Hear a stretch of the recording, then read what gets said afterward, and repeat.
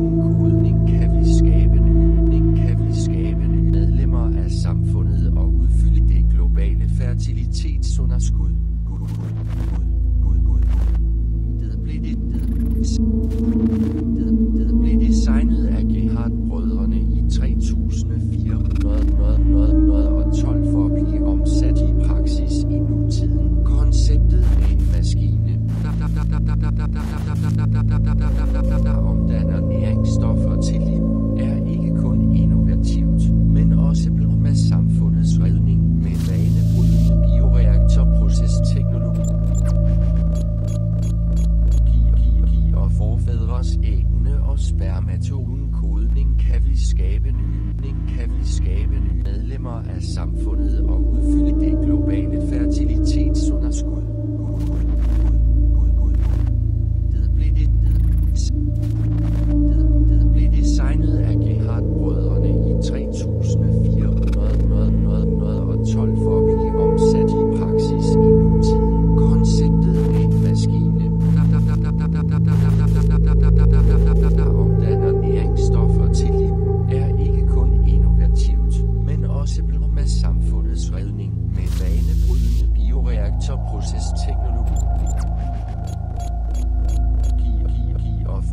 forfædres æggene og spermatogen kodning kan vi skabe nye medlemmer af samfundet og udfylde det globale fertilitetsunderskud.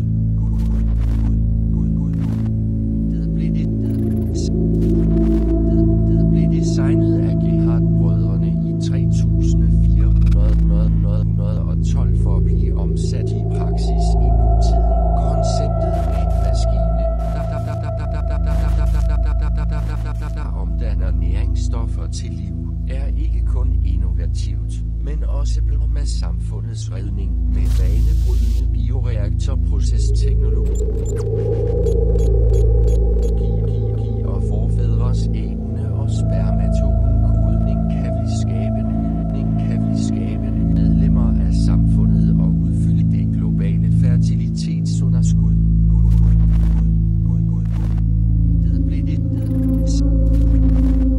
Det blev designet af Gerhardt-brødrene i 3412 for at blive omsat i praksis i nutiden. Konceptet med en maskine, der omdanner næringsstoffer til liv, er ikke kun innovativt, men også blevet med samfundets redning med banebrydende bioreaktorprocesteknologi og forfædres æggene og spermatogen kodning kan vi skabe nye medlemmer af samfundet og udfylde det globale fertilitetsunderskud.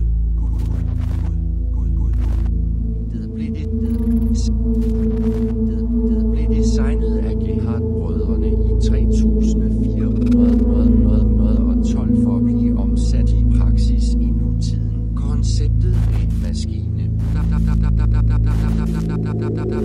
der omdanner næringsstoffer til liv, er ikke kun innovativt, men også blevet med samfundets redning med banebrydende bioreaktorprocesteknologi og forfædres æggene og spermatogen kodning kan vi skabe nye medlemmer af samfundet og udfylde det globale fertilitetsunderskud.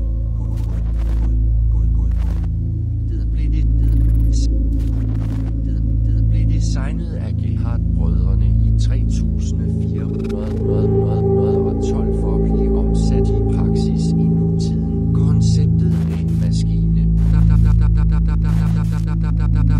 der omdanner næringsstoffer til liv, er ikke kun innovativt, men også blevet med samfundets redning med banebrydende bioreaktorprocesteknologi og forfædres æggene og spermatogen kodning kan vi skabe nye medlemmer af samfundet og udfylde det globale fertilitetsunderskud.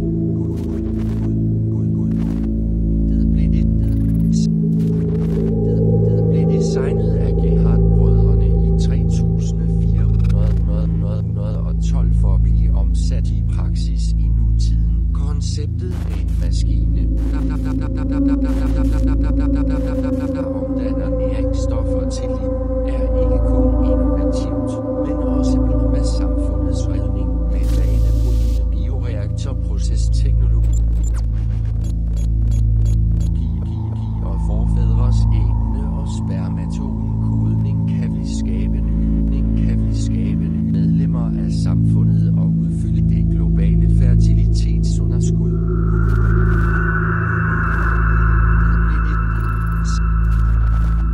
Det blev designet af Gerhardt-brødrene i 3412 for at blive omsat i praksis i nutiden. Konceptet med en maskine, der omdanner næringsstoffer til liv, er ikke kun innovativt, men også blevet med samfundets redning med banebrydende bioreaktorprocesteknologi og forfædres æggene og spermatogen kodning kan vi skabe nye medlemmer af samfundet og udfylde det globale fertilitetsunderskud.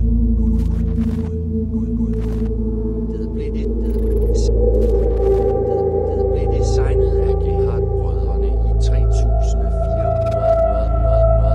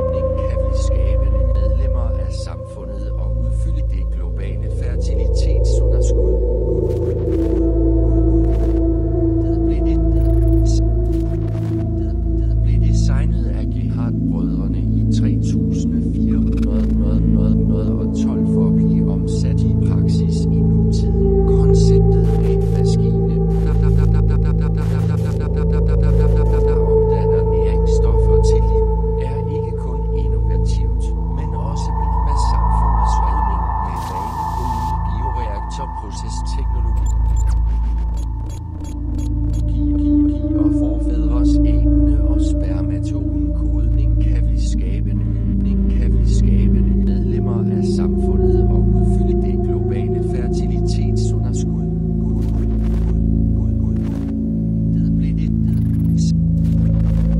Det blev designet af Gerhardt-brødrene i 3412 for at blive omsat i praksis i nutiden. Konceptet med en maskine, der omdanner næringsstoffer til liv, er ikke kun innovativt, men også blevet med samfundets redning med banebrydende bioreaktorprocesteknologi. Og forfædres ægne og spermatogenkodning kan vi skabe medlemmer af samfundet og udfylde det globale fertilitetsunderskud.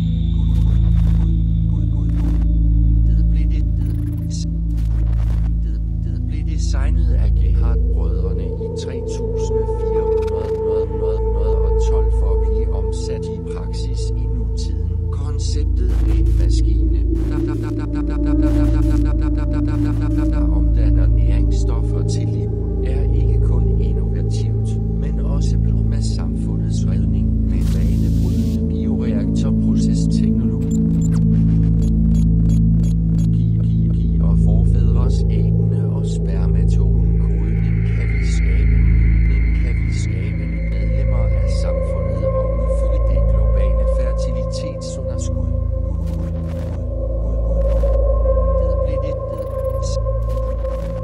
Det blev designet af Gerhardt-brødrene i 3412 for at blive omsat i praksis i nutiden. Konceptet med en maskine, der omdanner næringsstoffer til liv, er ikke kun innovativt, men også blevet med samfundets redning med banebrydende bioreaktorprocesteknologi. Og forfædres ægne og spermatogenkodning kan vi skabe medlemmer af samfundet og udfylde det globale fertilitetsunderskud.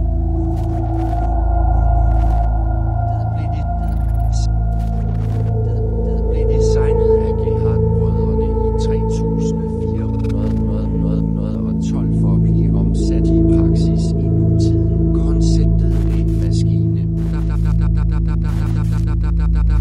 der omdanner næringsstoffer til liv, er ikke kun innovativt, men også blevet med samfundets redning med banebrydende bioreaktorprocesteknologi. Og forfædres ægne og spermatogenkodning kan vi skabe medlemmer af samfundet og udfylde det globale fertilitetsunderskud. Det blev designet af Gerhardt-brødrene i 3412 for at blive omsat i praksis i nutiden. Konceptet med en maskine, der omdanner næringsstoffer til liv, er ikke kun innovativt, men også blevet med samfundets redning med banebrydende bioreaktorprocesteknologi. Og forfædres ægne og spermatogenkodning kan vi skabe medlemmer af samfundet og udfylde det globale fertilitetsunderskud.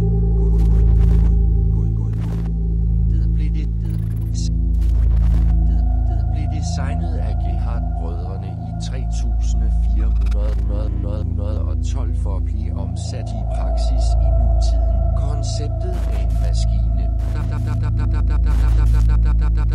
der omdanner næringsstoffer til liv, er ikke kun innovativt, men også blevet med samfundets redning med banebrydende bioreaktorprocesteknologi. Og forfædres ægne og spermatogenkodning kan vi skabe medlemmer af samfundet og udfylde det globale fertilitetsunderskud.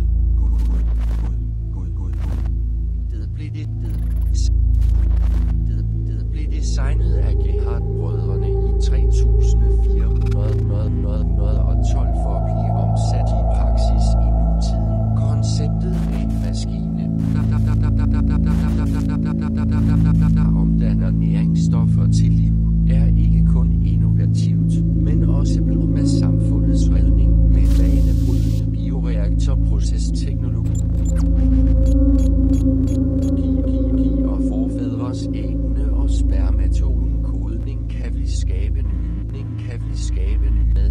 af samfundet og udfylde det globale fertilitetsunderskud.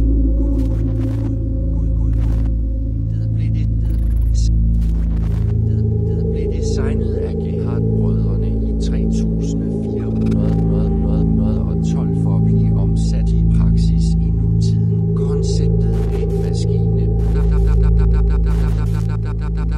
der omdanner næringsstoffer til liv, er ikke kun innovativt, men også blevet med samfundets redning med banebrydende bioreaktorprocesteknologi og forfædres æggene og spermatogenkodning kan vi skabe nye medlemmer af samfundet og udfylde det globale fertilitetsunderskud.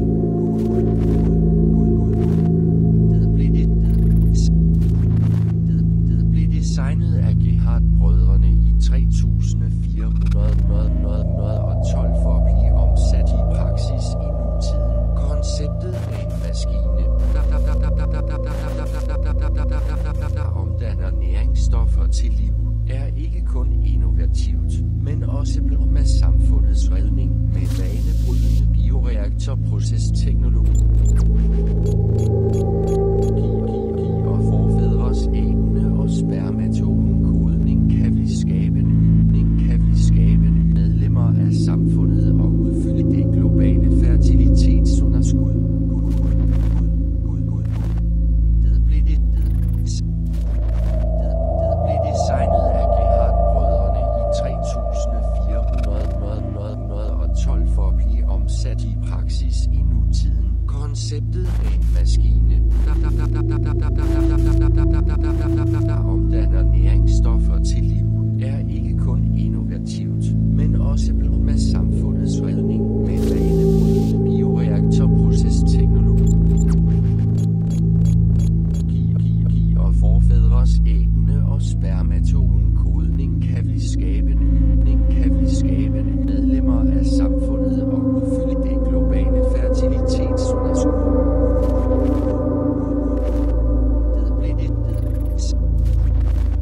Det blev designet af Gerhard-brødrene i 3412 for at blive omsat i praksis i nutiden. Konceptet af en maskine, der omdanner næringsstoffer til liv, er ikke kun innovativt, men også blevet med samfundets redning med banebrydende bioreaktorprocesteknologi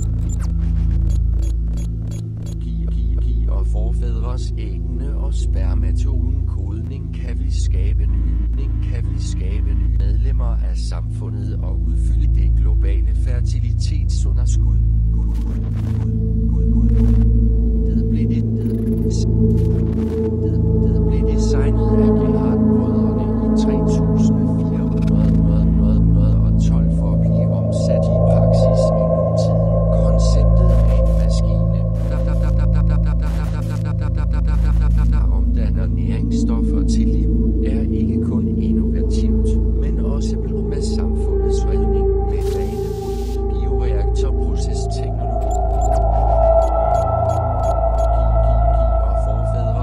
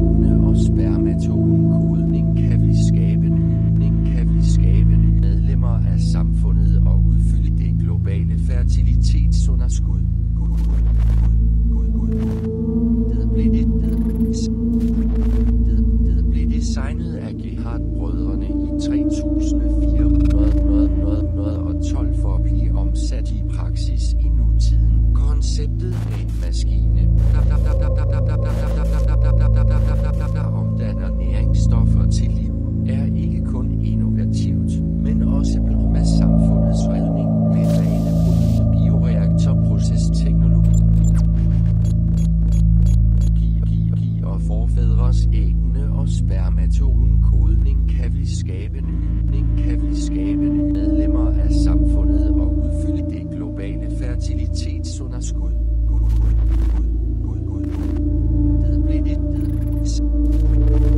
Det blev designet af Gerhard-brødrene i 3412 for at blive omsat i praksis i nutiden. Konceptet med en maskine, der omdanner næringsstoffer til liv, er ikke kun innovativt, men også blevet med samfundets redning med banebrydende bioreaktorprocesteknologi. Og forfædres æggene og spermatogenkodning kan vi skabe nye medlemmer af samfundet og udfylde det globale fertilitetsunderskud.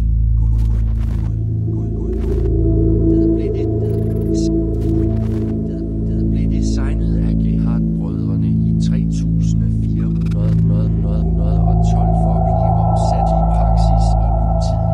Konceptet med en maskine,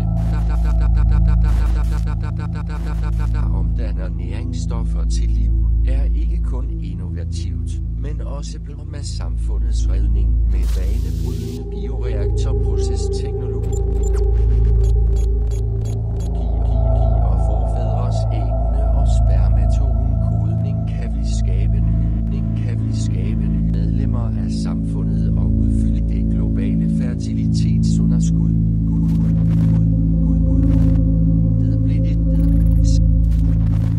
Det blev designet af Gerhard-brødrene i 3412 for at blive omsat i praksis i nutiden. Konceptet med en maskine,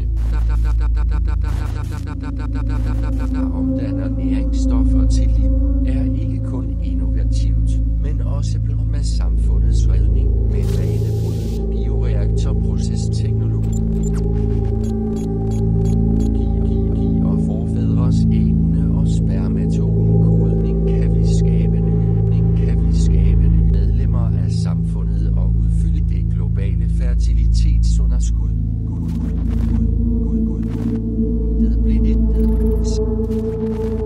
Det blev designet af Gerhard-brødrene i 3412 for at blive omsat i praksis i nutiden. Konceptet med en maskine,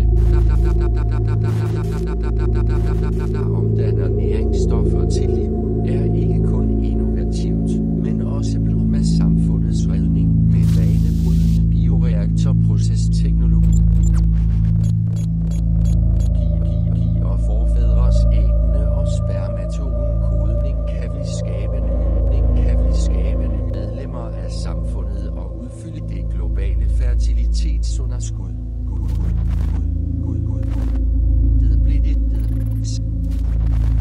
Det blev designet af Gerhard-brødrene i 3412 for at blive omsat i praksis i nutiden. Konceptet med en maskine, der omdanner næringsstoffer til liv, er ikke kun innovativt, men også blevet med samfundets redning med banebrydende bioreaktorprocesteknologi. Og forfædres æggene og spermatogenkodning kan vi skabe nye medlemmer af samfundet og udfylde det globale fertilitetsunderskud.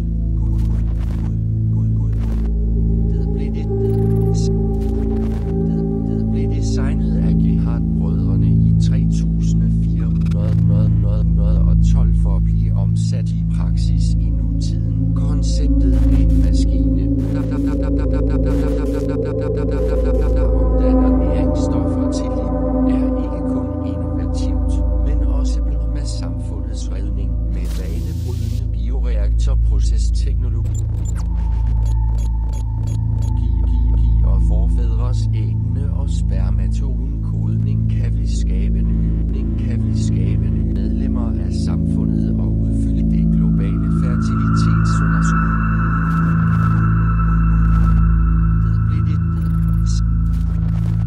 Det blev designet af Gerhard-brødrene i 3412 for at blive omsat i praksis i nu. nutiden. Konceptet med en maskine, der omdanner næringsstoffer til liv, er ikke kun innovativt, men også med samfundets redning med vanebrydende